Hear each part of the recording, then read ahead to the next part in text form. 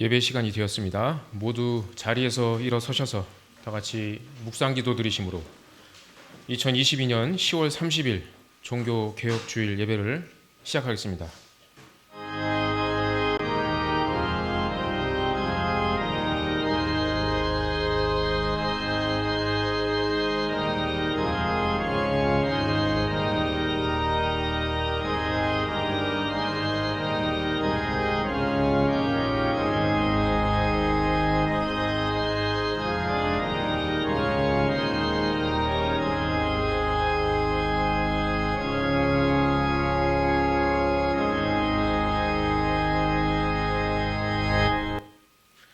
교회 찬송 부르시겠습니다. 찬송가 27장입니다.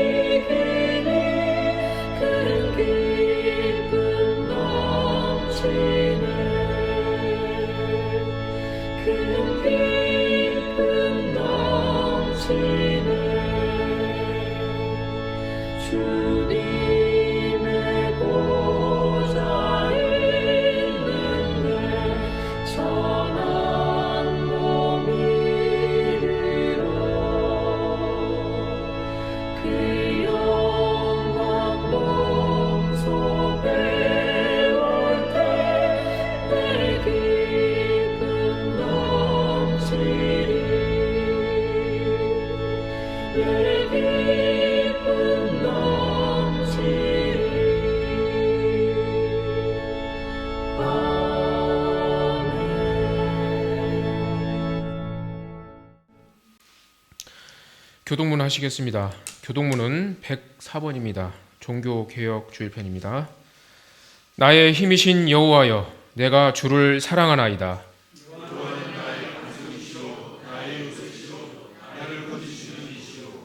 나의 하나님이시요, 내가 그 안에 피할 나의 바위시요, 나의 방패시요, 예수께서 이르시되 오히려 하나님의 말씀을 듣고 지키는 자가 복이 있느니라 하노니 이 복음은 모든 믿는 자에게 구원을 주시는 하나님의 능력이 됨이라. 복음에는 하나님의 의가 나타나서 믿음으로 믿음에 이르게 하나니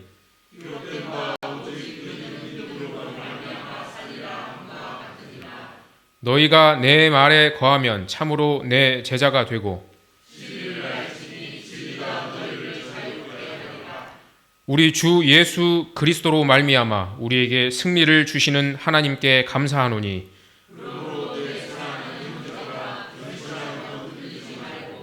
항상 주의 일에 더욱 힘쓰는 자들이 되라. 아멘. 이 시간 사도신경 하심으로 우리들의 신앙 고백을 하시겠습니다.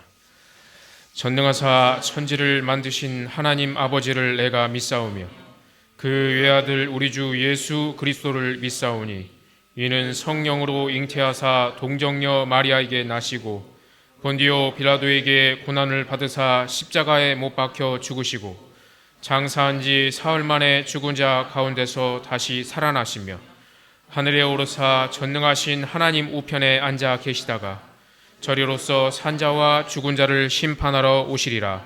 성령을 믿사오며 거룩한 공예와 성도가 서로 교통하는 것과 죄를 사하여 주시는 것과 몸이 다시 사는 것과 영원히 사는 것을 믿사옵나이다. 아멘. 다 함께 자리에 앉으셔서 찬송가 397장을 부르시겠습니다.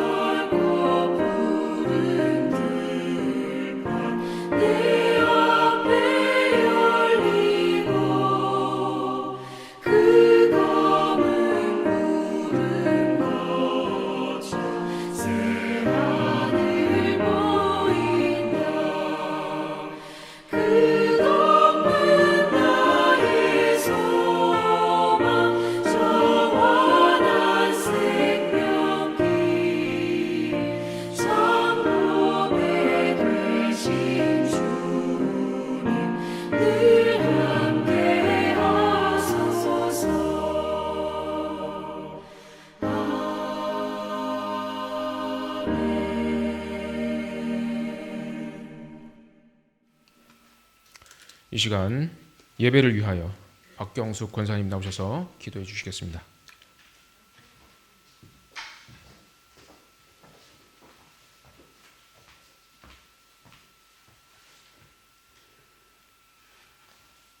기도 드리시겠습니다.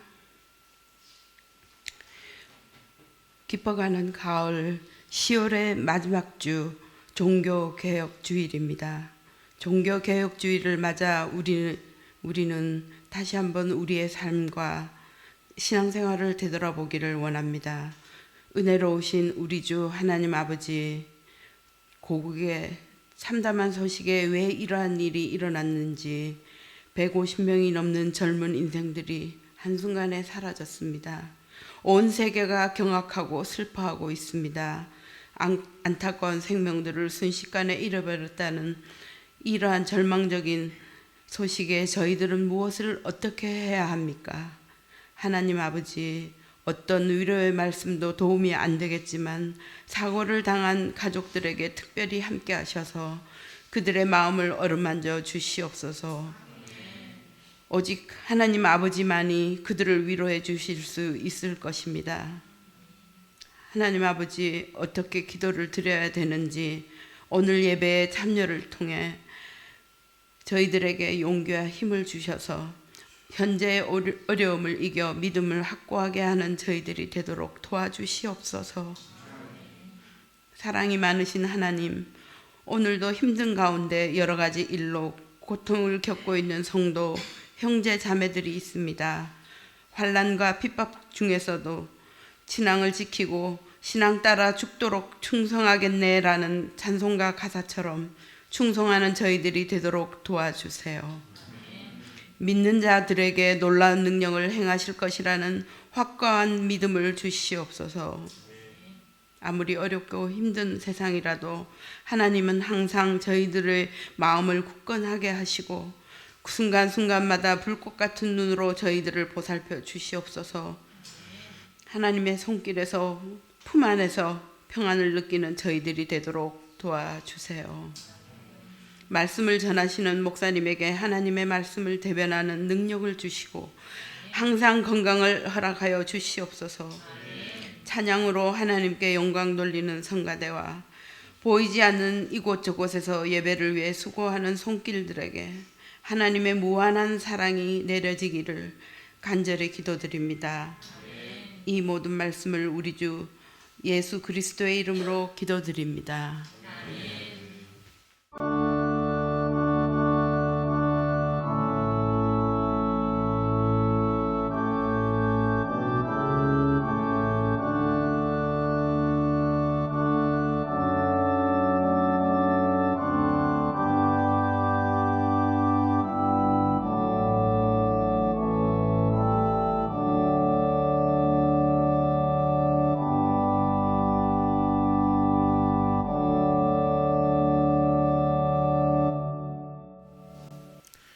이 시간에는 호산나 성가대 찬양이 있겠습니다.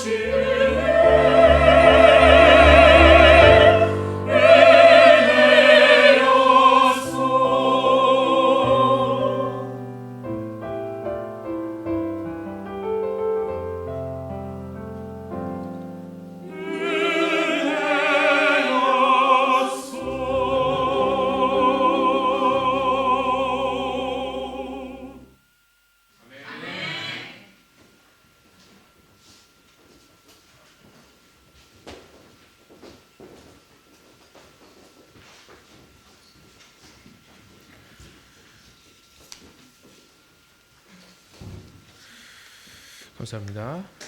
이 시간 성경 봉독하겠습니다. 오늘 주실 말씀 성경 본문은 구약성서 출애굽기 1장 8절에서 14절까지 말씀입니다. 이 시간 조장환 집사님 나오셔서 대표로 봉독해 주시겠습니다.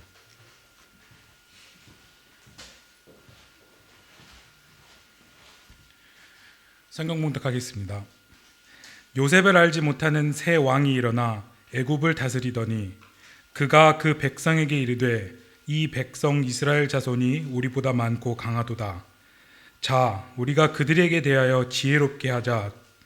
두렵건대 그들이 더 많게 되면 전쟁이 일어날 때에 우리 대적과 합하여 우리와 싸우고 이 땅에서 나갈까 하노라 하고 감독들을 그들 위에 세우고 그들에게 무거운 짐을 지워 괴롭게 하여 그들에게 바로를 위하여 국고성 비돔과 라암셋을 건축하게 하니라.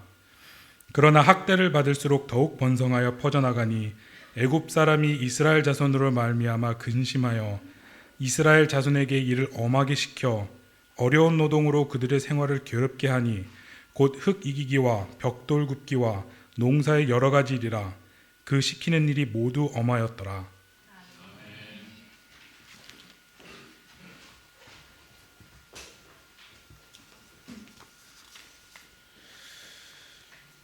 이 시간 목사님 나오셔서 환난과 핍박 중에도라는 제목으로 귀한 말씀 전해주실 때 많은 은혜 받으시기 바랍니다.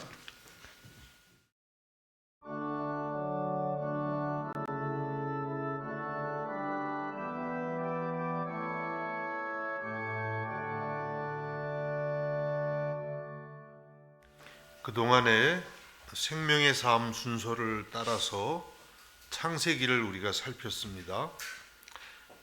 이제부터는 생명의 삶 순서를 따르는 것은 아니고요. 출애굽기 전체를 살펴보려고 합니다. 물론 이제 대강절이나 이런 절기 때는 또 절기에 관한 말씀을 드리고 또 그렇지 않을 때는 출애굽기를 차례로 함께 살펴보려고 합니다. 출애굽기가 총 40장으로 되어 있습니다. 굉장히 많은 내용인데 한 장을 가지고 만일 두 번 설교하면 80주 1년이 넘죠.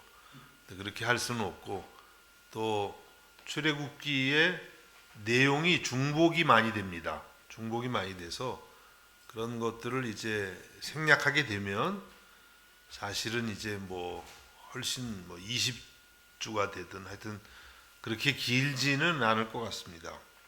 오늘은 이제 출애굽기 1장을 전체를 우리가 살펴보는데 우선 8절에서 14절까지만 말씀을 본문으로 정했습니다. 제목은 환난과 핍박, 어떻게 돼요? 환난과 핍박 중에도, 환난과 핍박 중에도, 네, 이렇게 제목이 되어 있습니다. 여러분, 우리가 신앙생활을 하는데 항상 편안하기만 하면 얼마나 좋겠습니까? 다 그렇게 바라죠. 또 그럴 수 있기를 또 바랍니다. 그런데 우리 신앙생활이 그렇지가 않다고 하는 거예요. 여기 출애굽기 백성들이 경험한 것처럼 광야를 지나가기도 하고 또 원수마귀의 대적을 경험하기도 합니다. 우리가 아는 것처럼 예수님과 예수님의 제자들이 갈릴리 바다를 지나는데 큰 풍랑이 일어났습니다. 예수님이 배에 타고 함께 가셨지만 거기에도 풍랑이 일어났던 것입니다. 예수님이 배에 타셨으면 아무런 어려움도 없어야만 될 것 같은데 그렇지가 않았다는 것이죠. 그래서 우리의 삶에도 풍랑이 일어날 때 그것이 예수님이 함께 하지 않는다는 뜻은 아닙니다. 예수님이 함께 하시는 배에도 풍랑은 일어날 수가 있는 것이죠. 그러면 이런 환난과 핍박이 우리의 하나님의 백성들 가운데 일어나는 그런 이유는 어떤 것일까요? 오늘 말씀을 통해서 보면 먼저 하나님은 환난을 통해서 하나님의 백성들을 깨우십니다. 또 자라게 하십니다. 창세기에서 우리가 살핀 것처럼 야곱과 그의 가족들이 70명이 7년 대흉년을 피해서 애굽으로 이주하게 되었습니다. 그 당시에 야곱의 11번째 아들 요셉이 국무총리가 되어 있었죠. 그래서 이제 요셉이 그 흉년을 만난 가족들을 다 애굽으로 초청을 한 것이에요. 가족 초청 이민 그런 거 있잖아요. 요즘엔 가족 이민, 초청 이민 좀 어렵지만 전에는 상당히 있었는데요. 그래서 이제 70여 명이 와서 요셉 덕분에 좋은 땅에서 살게 됐어요. 애굽의 나일강 주변에 있는 고센이라는 그런 땅에 살게 되었습니다. 아주 목초가 많은 그런 곳입니다. 그래서 이스라엘 사람들에게는 그 고센 땅이 참 살기가 좋았어요. 왜냐하면 이스라엘은 목축을 주업으로 하기 때문에 풀이 많아야 되는데 특별히 고센 땅을 이제 분배를 받게 되었습니다. 그래서 그곳에서 지금 출애굽기가 이렇게 시작될 때까지 약 350년을 살아왔습니다. 그 350년의 세월이 어떤지는 성경에 기록이 잘 없는데요. 기록이 없는데 굉장히 편안한 삶을 살았을 것 같아요. 목초가 많고 또 요셉의 그 공로 때문에 애굽의 왕이 상당히 배려를 해줬을 것이라고 그렇게 생각할 수가 있습니다. 인구가 얼마가 됐냐면 70명이 왔는데 최소한 200만 명 최소. 왜냐하면은 출애굽할 때 이스라엘 인구가 20세 남자만 셌을 때 60만 명이었거든요.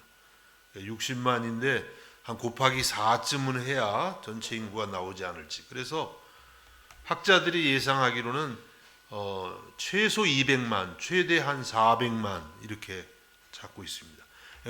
그 당시 인구가 그 정도면 큰 나라가 된 것입니다. 이렇게 이스라엘이 비록 이민 생활이었지만 굉장히 번성하고 또 강성하게 된 것입니다. 자, 그런데 이제 계속 그렇게 됐으면 참 좋았을 텐데 그렇지가 않았다는 거예요. 그래서 우리가 오늘 읽은 본문 출애굽기 1장 8절에 보니까 요셉을 알지 못하는 새 왕이 일어나 애굽을 다스리더니, 요셉을 알지 못하는 새 왕이 일어났습니다. 이 말씀 뭐냐면 그동안은 요셉을 알아요. 요셉이 어떻게 흉년 기간에 애굽을 살렸는지. 참 고마운 일 아니에요? 그래서 요셉 때문에 이제 이스라엘을 잘 대해 주었는데 요셉을 알지 못하는 새 왕이 일어났다. 그 역사학자들 이야기로는 새 왕조가 일어났다. 이렇게도 얘기를 하더라고요. 그러니까 이 새로 등장한 왕조는 이런 이민자들을 별로 환영하지는 않는 거예요. 우리 오스트리아 살면서도 그런 거 있잖아요. 정부가 이렇게 바뀔 때마다 이민자를 환영하는 정부가 있는가 하면 또 그렇지 않은 정부도 있는 것처럼 새 왕이 일어났는데 이제 이스라엘을 좋아하지 않습니다. 그래서 이제 이스라엘에 대한 박해가 시작이 되는 거예요. 정치적 박해라고나 할까요? 그래서 출애굽기 1장 9절에서 11절을 보면 이렇게 말씀합니다. 그가, 그러니까 애굽 왕, 외국 왕 바로라고 말하죠. 바로가 그 백성에게 이르되, 그러니까 이집트 백성, 애굽 백성에게 이르되 이 백성 이스라엘 자손이 우리보다 많고 강하도다. 자, 우리가 그들에게 대하여 지혜롭게 하자. 두렵건대 그들이 더 많게 되면 전쟁이 일어날 때 우리 대적과 합하여 우리와 싸우고 이 땅에서 나갈까 하노라 하고. 혹시 전쟁이 일어나면 이스라엘이 그렇게 많은 인구가 되었는데 적들하고 하나 힘을 합해서 애굽을 공격하게 되면 굉장히 위험한 세력이 아니냐, 이런 이야기를 하고 있습니다. 그래서 감독들을 그들 위에 세우고 그들에게 무거운 짐을 지워 괴롭게 하여 그들에게 바로를 위하여 국고성 비돔과 람셋을 건축하게 하니라. 그래서 그들이 더 성장하지 못하게 하려고 어려운 일들을 시키는 거예요. 그래서 나라의 국고성을 비돔과 람셋이라는 곳에 성을 짓는데 그 일에 이제 강제 노역을 시키게 된 것입니다. 이스라엘의 오랜 평안이 깨지고 큰 환란이 오게 되었던 것입니다. 자, 이렇게 애굽이 이스라엘을 박해했을 때 이스라엘은 어떻게 되었을까요? 이제 뭐 다 인구가 줄고 망하게 되었을까요? 그렇지가 않다는 것이죠. 출애굽기 1장 12절에 보니까 그러나 학대를 받을수록 더욱 번성하여 퍼져나가니 애굽 사람이 이스라엘 자손으로 말미암아 근심하여. 학대를 받으면 받을수록 이스라엘이 점점 더 번성하게 되었다고 말씀하고 있습니다. 애굽 왕 바로의 기대하고는 전혀 반대로 그렇게 가게 되었던 것이죠. 어떻게 이런 일이 있을 수 있었을까요?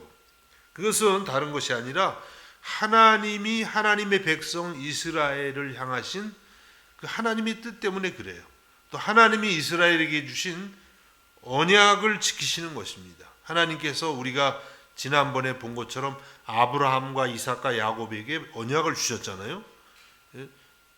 이스라엘이 계속 번성해서 온 세상에 가득하게 될 것이라고 하신 그 언약의 말씀을 하나님이 지키시는 것입니다. 창세기 22장 17절에 보니까 하나님이 아브라함에게 이렇게 언약하셨습니다. 내가 네게 큰 복을 주고 내 씨가 크게 번성하여 하늘의 별과 같고 바닷가의 모래와 같게 하리니 내 씨가 그 대적의 성문을 차지하리라.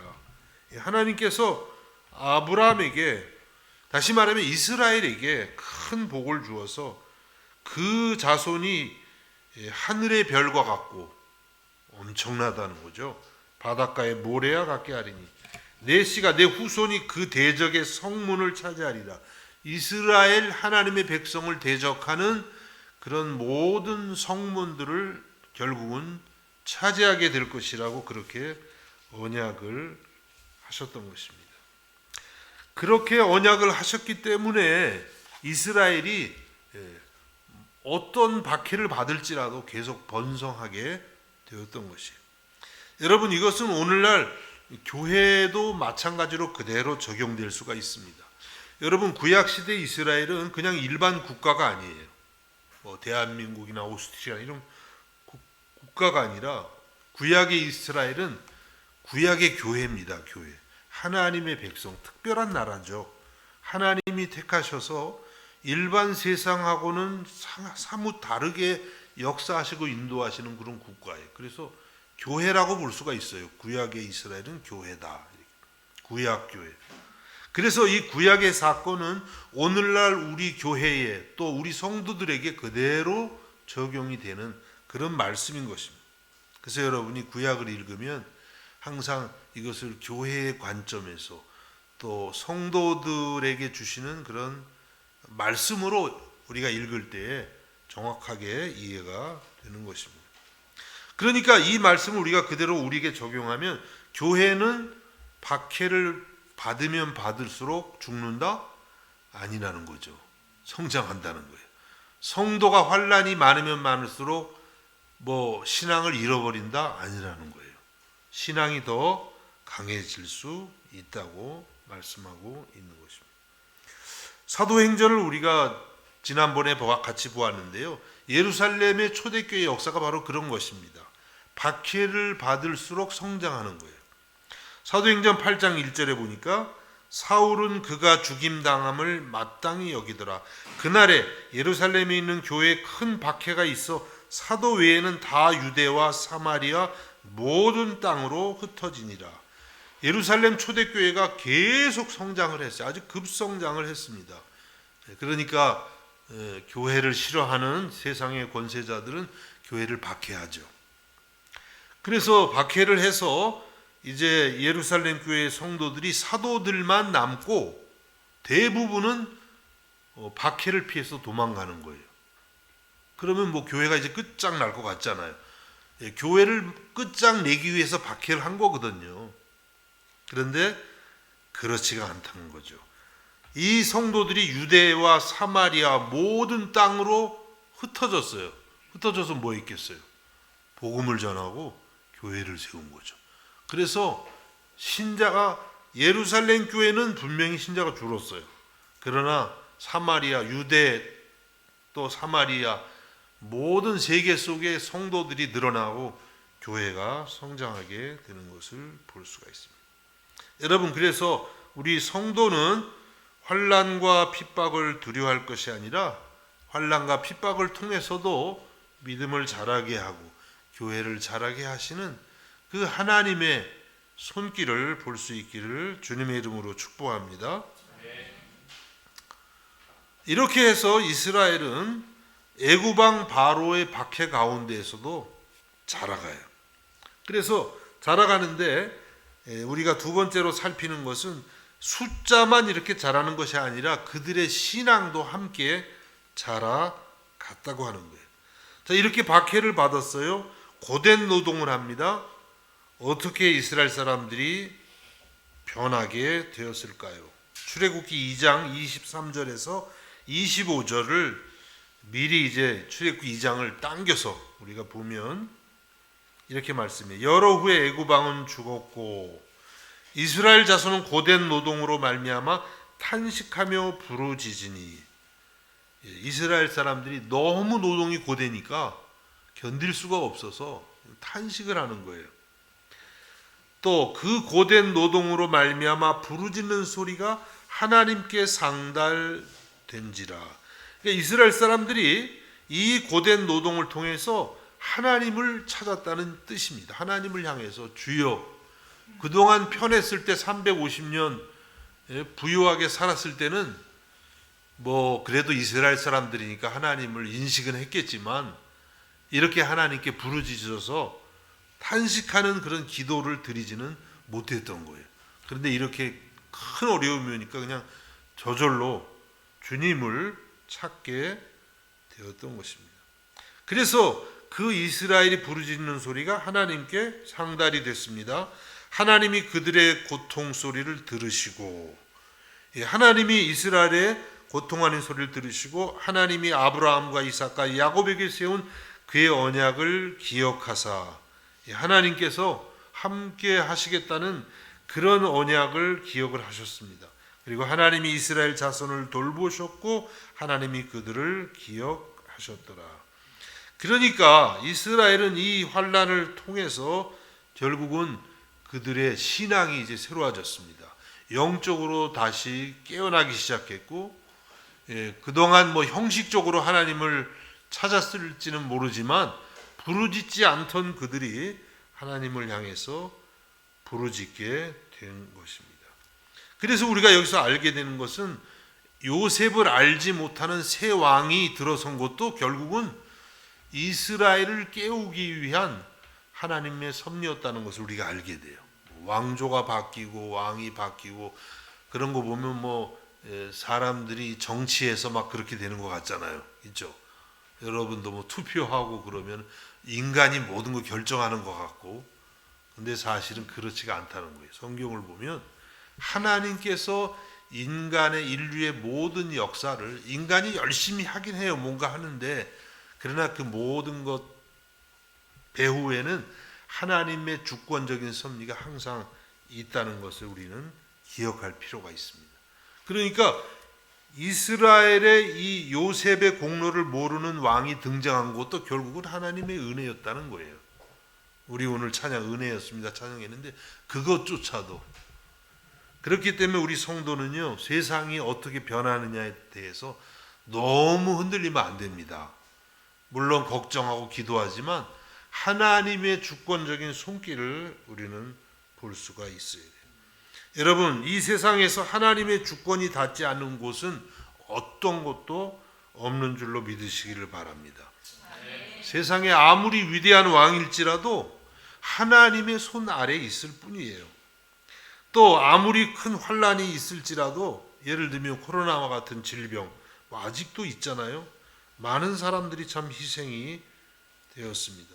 이러한 것도 하나님의 주권 아래에 있는 것입니다. 하나님의 섭리 속에 다 있는 것입니다. 그래서 우리가 이런 환난을 만날 때 깨달아야 되는 것은 이 환난을 통해서 하나님이 우리를 부르신다고 하는 것입니다. 기도하라는 것이죠. 고난이 없었다면 우리가 정말 하나님을 온 영혼을 다해서 찾지 못했을 텐데, 고난을 통해서 하나님을 찾으라고 말씀하고 계시는 것입니다.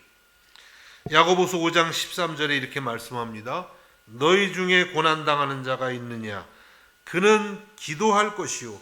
즐거워하는 자가 있느냐? 그는 찬송할지라. 이렇게 말씀합니다. 여러분, 고난당하시는 분이 계십니까?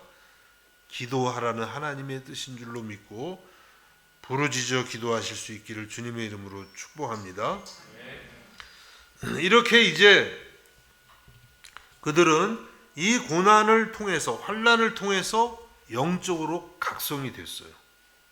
또 이 환난을 통해서 이스라엘은 자기들의 정체성을 찾아가기 시작합니다.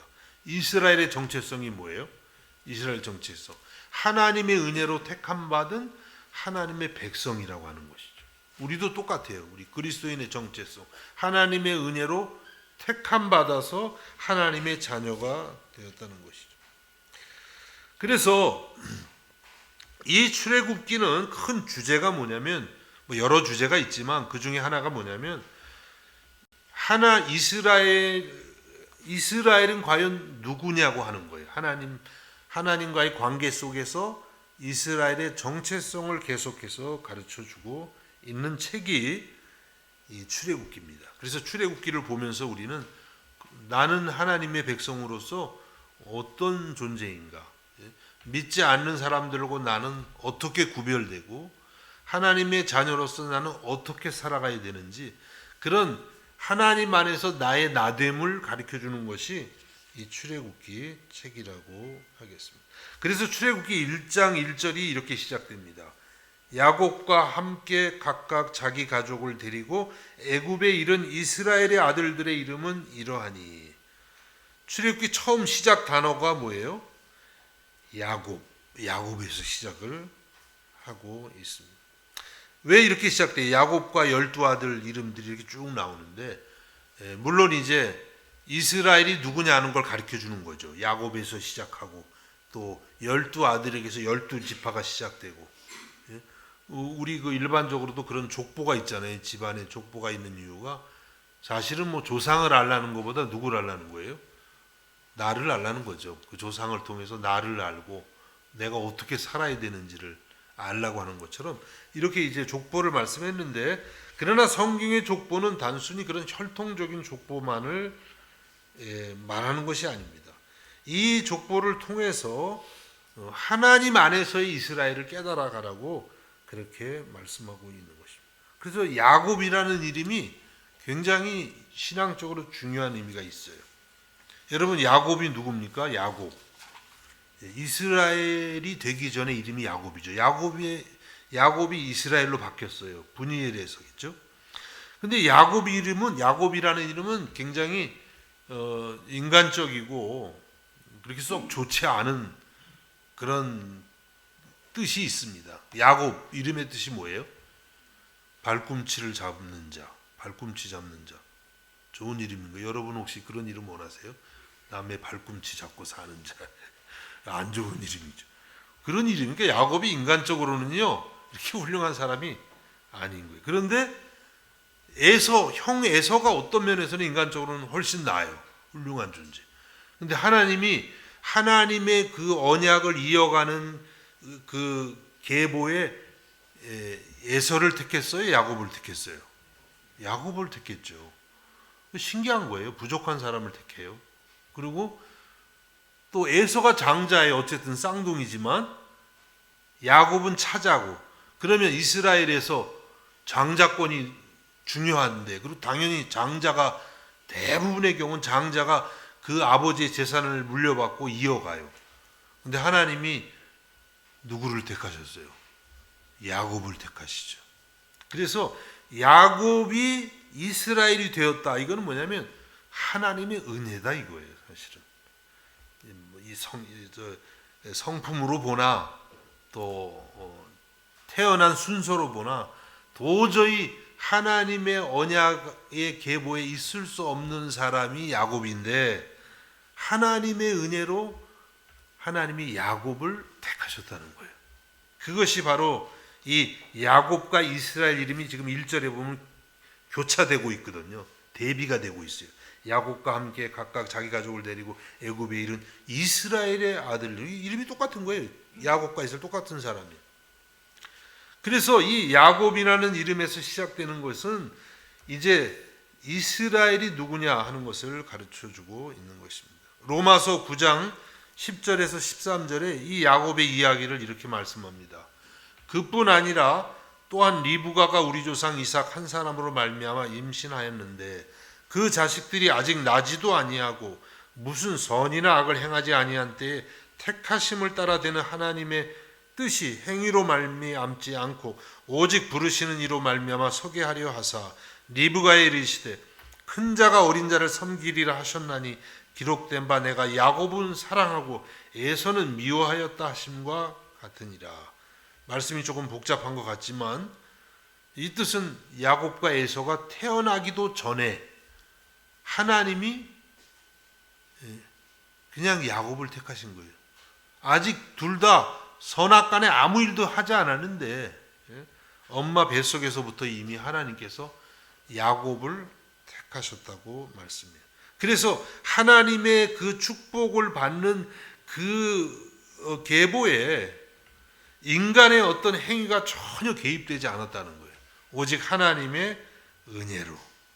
그래서 심지어 이제 말라기서를 인용한 것인데 하나님께서 뭐라고 하셨냐면 내가 야곱은 사랑하고 에서는 미워했다.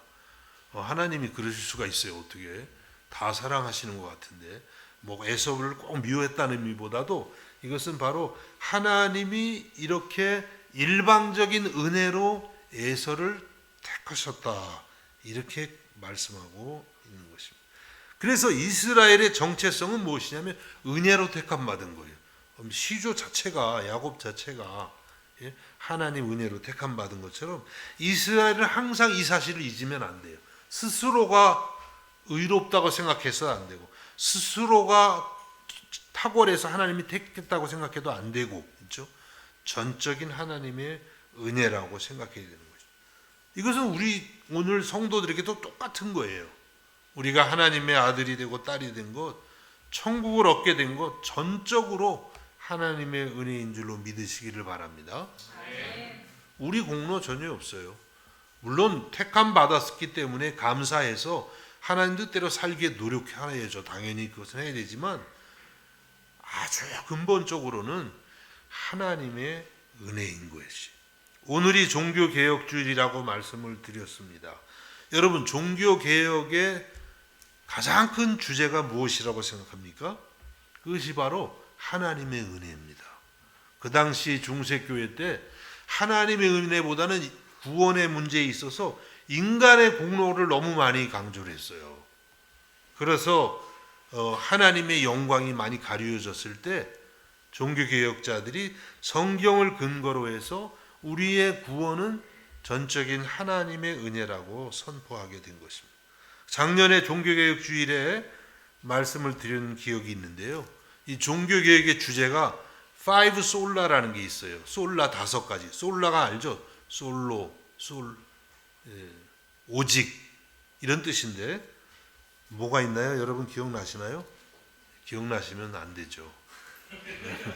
큰일 나요. 그 작년 걸 기억하면 여러분 너무 머리가 좋아서 문제가 있는 거예요.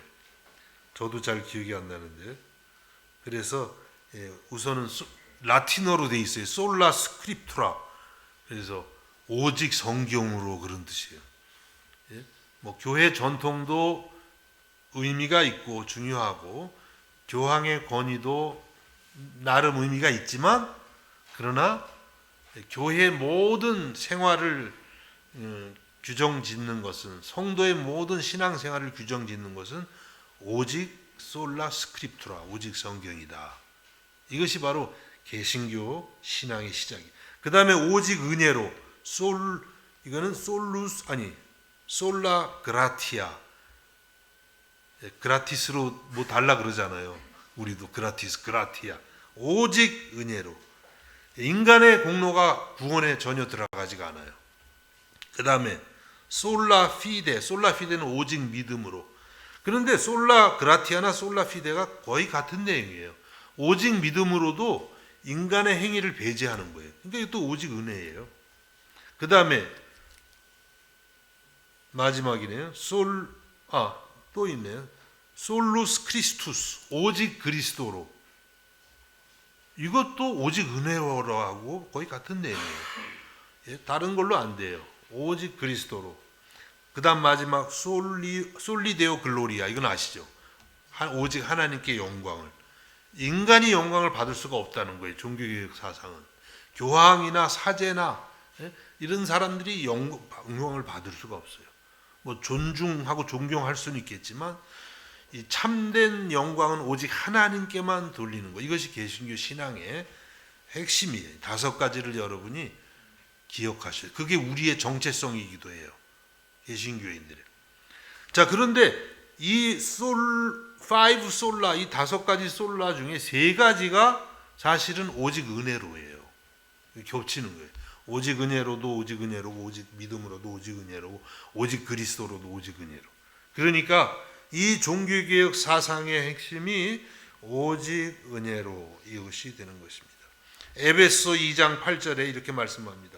너희는 그 은혜에 의하여 믿음으로 말미암아 구원을 받았으니 이것은 너에게서 난 것이 아니요 하나님의 선물이라. 우리가 구원 얻은 것 오직 은혜 오직 믿음인 줄 믿습니다.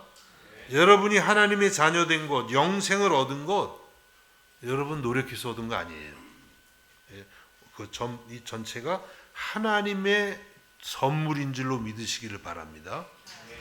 그때 기쁨이 있고 그때 찬송이 나오고 그때 주님을 사랑하고 싶은 마음이 나오고 그때에 주의 말씀대로 살고 싶은 그런 열정이 우리에게 생기는 줄로 믿습니다. 이렇게 이스라엘은 이제 이 고난 속에서 자기들의 정체성을 찾아가고 있습니다. 그럼 마지막으로 이렇게 이스라엘이 번성할 때에 이제 정말 잔인한 박해가 왔고 그 박해 중에도 믿음을 지키는 성도들이 있음을 오늘 1장이 말씀해 주고 있습니다.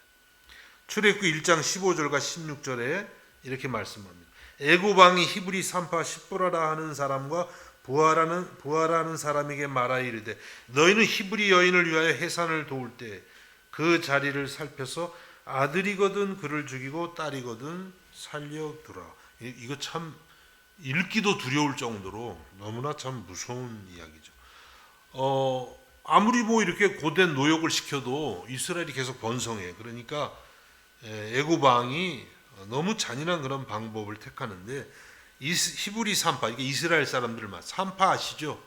아이를 받는 그런 이제 당시의 사람들인데 그 중에 이제 시브라하고 부아라고 하는 산파가 있었는데 그들에게 말하기를 해산을 도울 때에 아들이 태어나면 죽이라는 거예요. 뭐 어떤 방법으로 죽이려는 건지 다 알 수는 없지만 뭐 그 시대 나름 어떤 방법이 있겠죠. 딸이면 살려두라. 이게 무슨 뜻이에요? 이스라엘의 다음 세대를 그냥 아예 싹부터 잘라내 버린다는 것이죠. 그럼 이스라엘이 아무런 힘이 없게 될 거 아니에요. 너무나 그런 부모에게나 아이에게 가혹한 그런 처사를 내리게 된 것입니다. 참 무서운 일이죠. 이 말씀은 뭐냐면 하나님의 백성이 성장하게 될 때 반대로 세상은 하나님의 백성을 더 미워한다는 거예요. 오늘날로 말하면 교회가 성장하면 세상이 야 잘합니다 이렇게 하는 게 아니라 이 세상에 원수마귀 사단이 가득해서 싫어하는 거예요. 교회를 박해하고 어떻게든지 누르려고 하고 어떻게든지 감소시키려 하고 만만치가 않은 거예요. 만만치가 않잖아요. 이렇게 막 죽이라고 할 정도로 이런 상황이 오는 것입니다. 그래서 여러분 우리는 믿음 생활할 때 그냥 너무 이렇게 순진하게 생각하면 안 됩니다. 내 믿음이 잘하고 훌륭해지면 사람들이 다 박수를 쳐주겠지? 아니요. 그 반대가 될 일들이 더 많아요. 사실. 그게 성경의 교훈이에요. 이게 우리가 그걸 알고 있어야 됩니다. 또 교회가 성장하면은 뭐 다 좋아하고 전혀 그렇지 않습니다. 어려움이 더 오고요. 많은 박해들이 찾아올 수 있다는 것을 우리는 기억해야 하는 것입니다. 이제 이스라엘은 정말 큰 어려움에 처했어요. 이제 다음 세대가 다 소멸되고 이스라엘이라는 국가가 없어질 수도 있는 그런 어려운 상황에 있었습니다. 그런데 그때에 바로 이 하나님의 백성들을 지키기 위해서 목숨을 건 사람들이 있었는데 그들이 바로 여기 본문에 나오는 시브라와 부아라고 하는 산파들이었어요. 출애굽기 1장 17절에 보니까 그러나 산파들이 하나님을 두려워하여 애굽 왕의 명령을 어기고 남자 아기들을 살린지라. 산파들이 하나님을 두려워했습니다. 이게 아이를 죽이는 것이 이게 하나님께 전혀 합당치 않고 더군다나 이 이스라엘 백성은 그냥 일반 사람들이 아니라 하나님의 백성들이잖아요. 하나님의 자녀들이잖아요. 이건 큰 죄가 되는 거죠. 그래서 하나님을 두려워하여 애굽 왕의 명령을 어겼다. 그랬어요. 당시 애굽 왕은 신입니다. 거의 신 같은 존재들이에요. 그 명령을 거역하면 뭐 바로 죽임을 당할 수밖에 없는 그런 상황인데 이 산파들이 목숨을 건 거죠. 하나님의 뜻을 위해서 자기들의 생명을 내놓은. 그래서 하나님의 백성들을 지키는 것입니다. 그것이 이 산파들의 신앙이었습니다. 여러분, 이렇게 하나님의 백성들과 또 교회가 오늘까지 이렇게 계속해서 올 수 있었던 것은 바로 이런 분들이 있어서예요. 종교개혁도 마찬가지입니다. 마틴 루터가 독일에서 종교개혁을 할 때에 그건 그냥 목숨을 건 거예요. 그 당시에 중세 시대가 전부 이제 카톨릭 교회고 교회는 곧 또 권력이기도 했거든요. 그때는 거기에 대항한다는 건 뭐 이건 지금으로서는 상상하기 어려운 그런 일입니다. 그런데 루터가 종교개혁을 하면서 우리 찬송가에 있는 그 내주는 강한 성이요 그걸 작곡을 했는데 이렇게 고백을 했어요. 이 땅에 마귀 들끓어 우리를 삼키려 하나 겁내지 말고 섰거라. 진리로 이기리로다. 친척과 재물과 명예와 생명을 다 빼앗긴데도 진리는 살아서 그 나라 영원하리라. 놀라운 고백이죠. 자기가 이 진리를 위해서 수고할 때 친척과 재물과 명예와 생명을 다 빼앗길지라도 자기는 진리를 위해서 목숨을 버리겠다는 것이에요. 그런 각오로 이러한 찬송을 지었던 것입니다. 여러분, 우리들도 주님을 믿고 따라갈 때 이런 산파와 같은, 또 종교개혁자들 같은 하나님의 말씀의 진리에 우리의 생명을 거는 그러한 믿음을 배워갈 수 있기를 주님의 이름으로 축복합니다. 이렇게 이스라엘 산파들은요, 하나님의 백성을 지킵니다. 그러니까 애굽 왕이 벌써 의심하죠. 그래서 출애굽기 1장 18절에서 애굽 왕이 산파를 불러 그들에게 이르되 너희가 어찌하여 이같이 남자아이들을 살렸느냐. 산파들이 어떻게 답을 했나요? 출애굽기 1장 19절에 산파가 바로에게 대답하되 히브리 여인은 애굽 여인과 같지 아니하고 건장하여 산파가 그들에게 이르기 전에 해산하였더이다 하며. 이게 사실 좀 말이 안 되는 거짓말이죠. 뭐 그렇게 빨리 아무리 건강해도 또 한편은 애굽 여인을 좀 무시하는 느낌도 있잖아요, 그렇죠? 히브리 여인은 애굽 여인과 같지 않았어, 뭐 이렇게.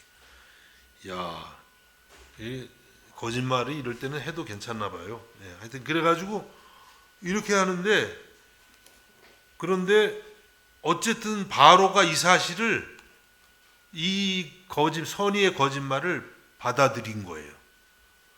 자, 어떻게 해서 그렇게 됐을까요? 출애굽기 1장 20절에 하나님이 그 산파들에게 은혜를 베푸시니 그 백성은 번성하고 매우 강해지니라. 하나님이 산파들에게 은혜를 베푸셨다. 이게 의미가 있습니다.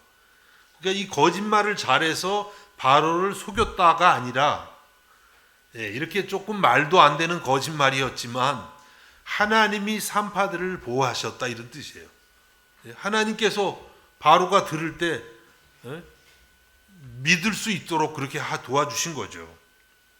그래서 이제 이 산파들은 생명을 유지했고 계속해서 이스라엘은 번성하고 매우 강해지고 있습니다.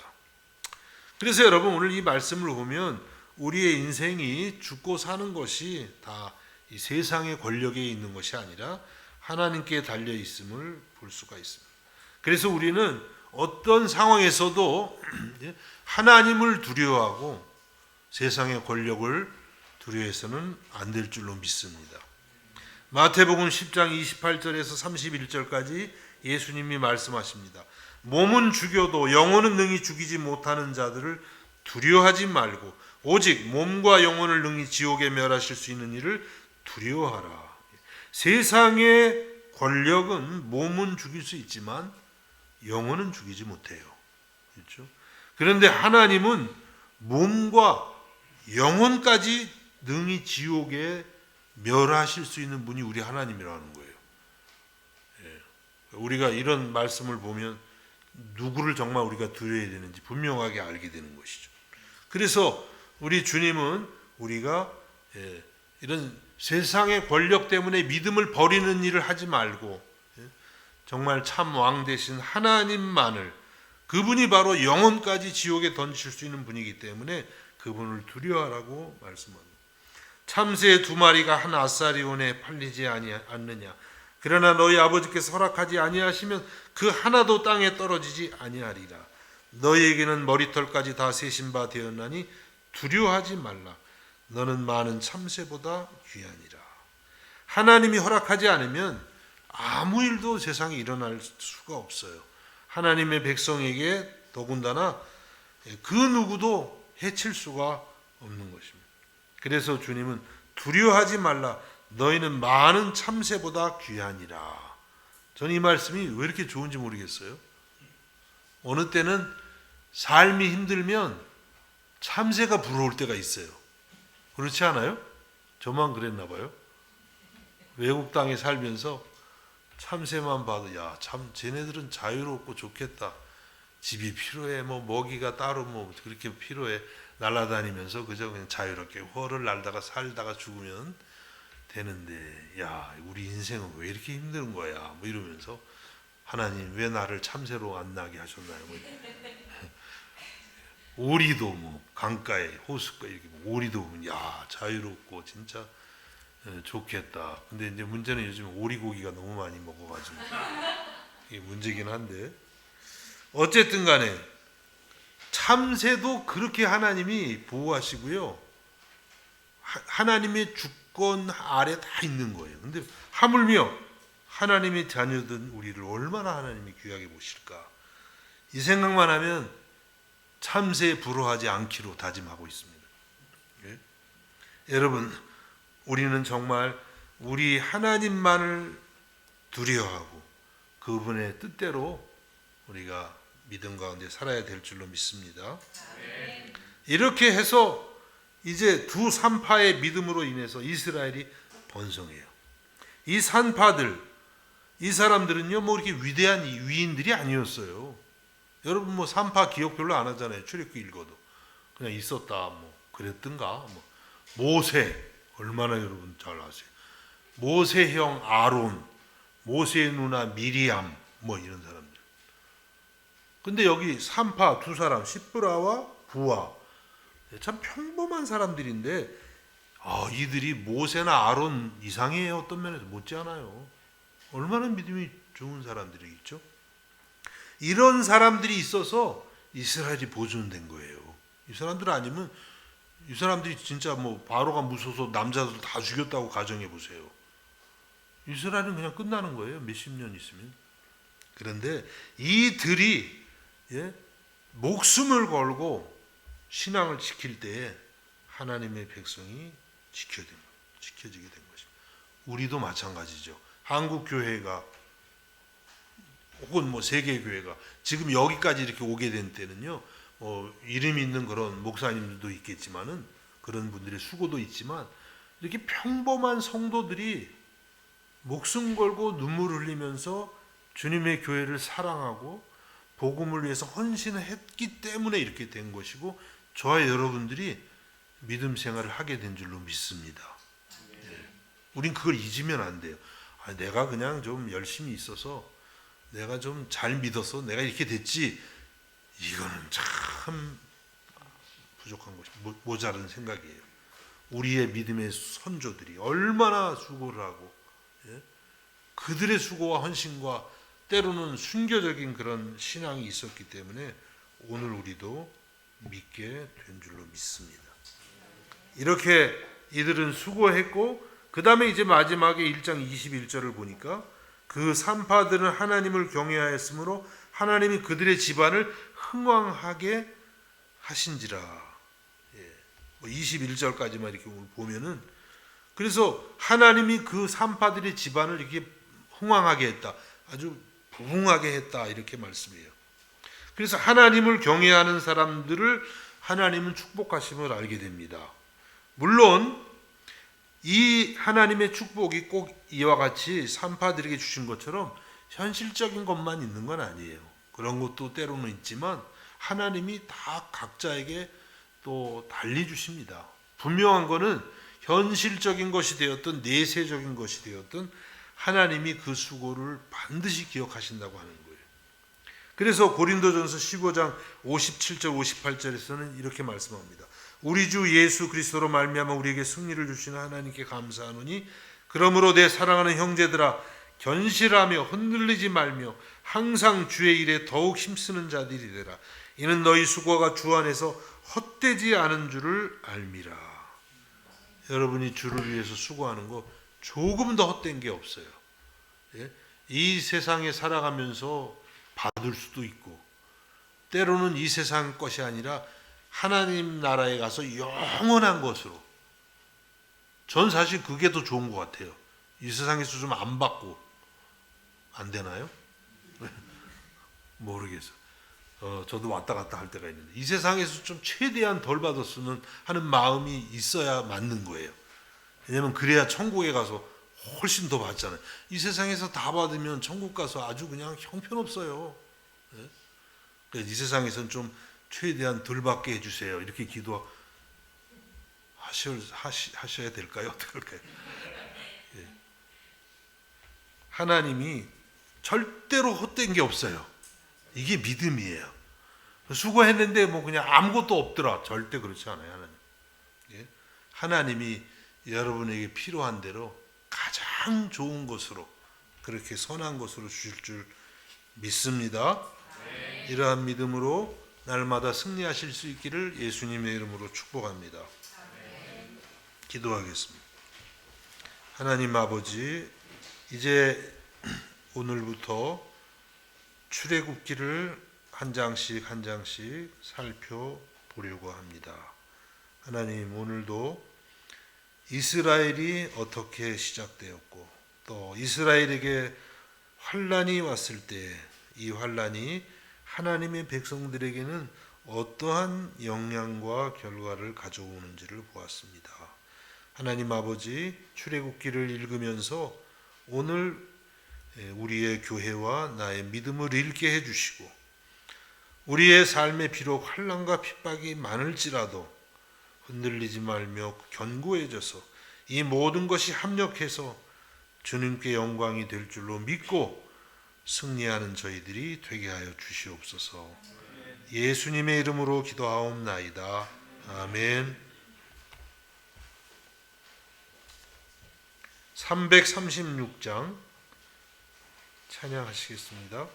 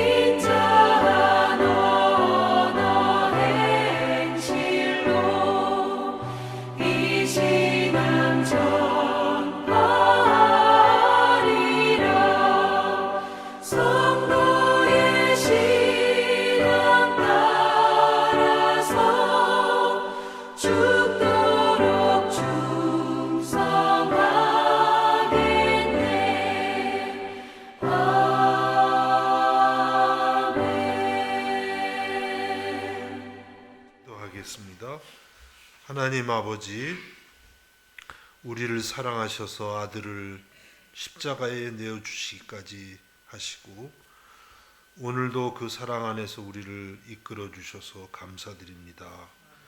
주님의 은혜, 주님의 사랑, 주님의 그 희생하심 감사하며 오늘도 주 앞에 나와 몸과 마음 정성을 드립니다. 우리를 전부 받아주시고 우리들을 주님이 사용해 주셔서 하나님의 나라를 위해서, 그리스도의 복음을 위해서 쓰임받는 저희가 되게 하여 주옵소서. 예수님의 이름으로 기도하옵나이다. 아멘. 우리 자리에서 일어나셔서 주기도문을 찬양하겠습니다.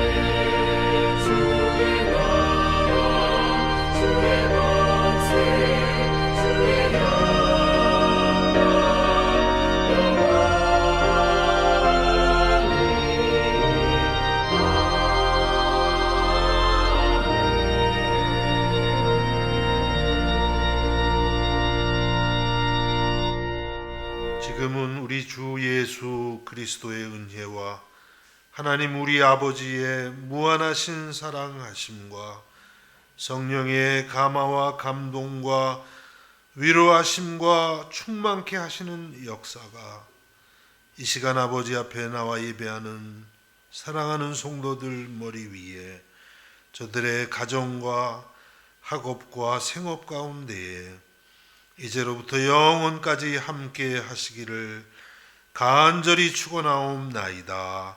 아멘.